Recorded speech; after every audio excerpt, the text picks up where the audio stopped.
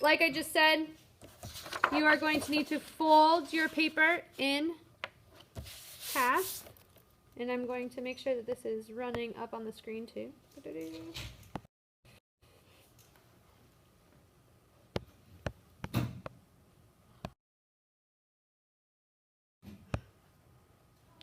Okay, so fold your paper in half. You'll open it up. You'll choose 2 of your best thumbnail drawings, like I just said. Best compositions. And you'll recreate them in these smaller compositions. Okay, so I'm going to kind of look over here at this one.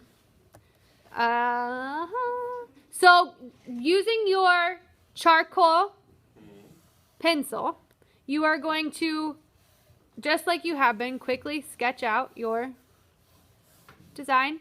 I would also use your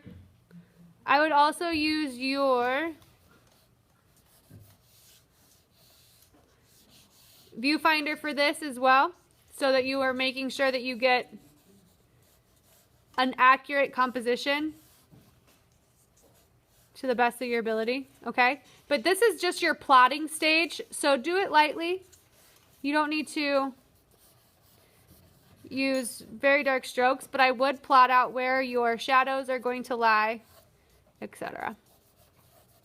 Now, some of you may be wondering, like, if you don't fill the whole composition, what you do need to put in the background. If you look up at this colored piece on the wall that Miss Bartlett has drawn out graciously for us, you will see that she has added some shapes in the background, which could be helpful to add in this extra element of like background shape, right?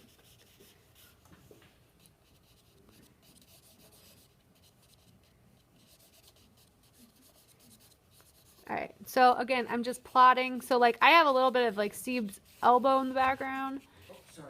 It's okay. No, that's the point, right? So I might add some like extra just like shaded element back there. Just a little bit.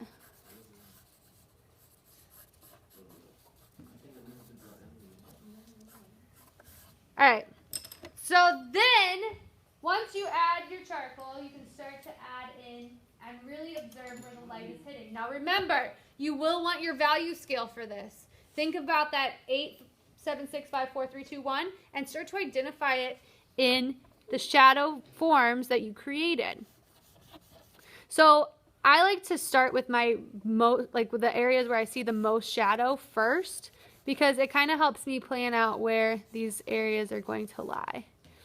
And you'll start to notice that your forms are dictated by the light that is inside of them.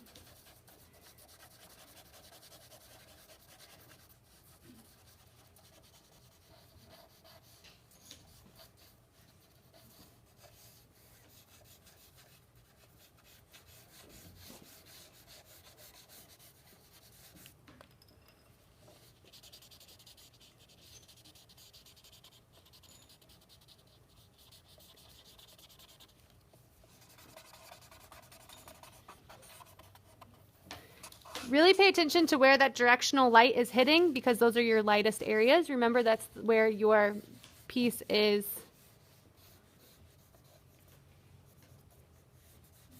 going to be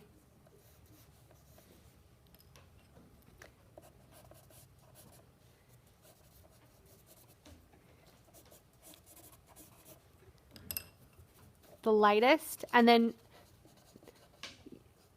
you'll find again the darkest places, and then everything else kind of falls in between. Sometimes I like to use my blender also as like a plotting point for directional shape. As I think I said yesterday, charcoal is a little bit more flexible of a material. allowing you to really find and shape as you go.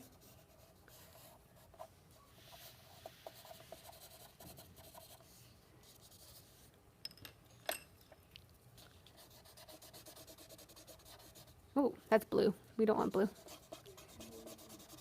You'll start to notice that some of the blenders, because the second period class has started with colored pastel already, you'll start to find that some of the areas or the tools that you're working with have a little bit of color built in. So just a forewarning there. We'll start that process next week.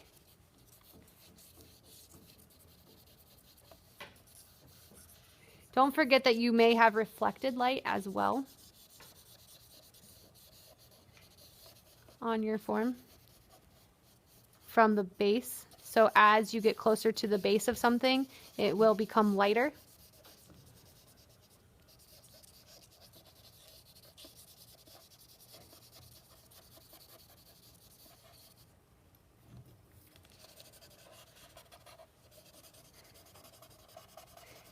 And as you add these shadows in, you'll start to see this really come to life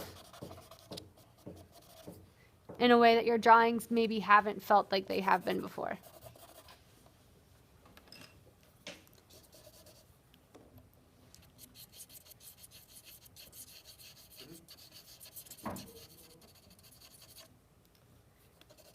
Oh, that blue.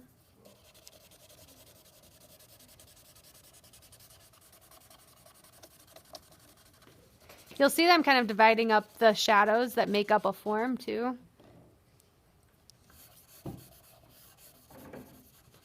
And I'm going to add it in and then come back and then adjust.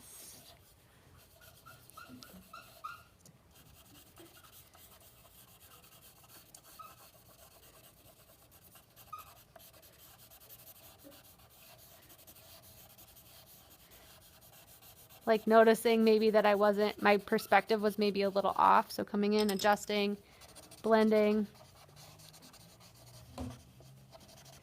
to reform. And this is what I mean by malleable. Like this material is a lot more malleable than what you've worked with in the past. Graphite's a little bit more solid, etc. Does that make sense? Yes. Is it looking okay? Yes. Jorge's not even looking at it. Does that make sense to everybody? Yes. Yeah? Okay, so again, you are doing 2 different compositions, and that's what you'll start on. I don't expect you to finish tomorrow, but that's where we're going, okay? All right, have a great weekend. Make sure that you are putting all materials back where they belong. Put your sculpture somewhere where you can easily grab them tomorrow.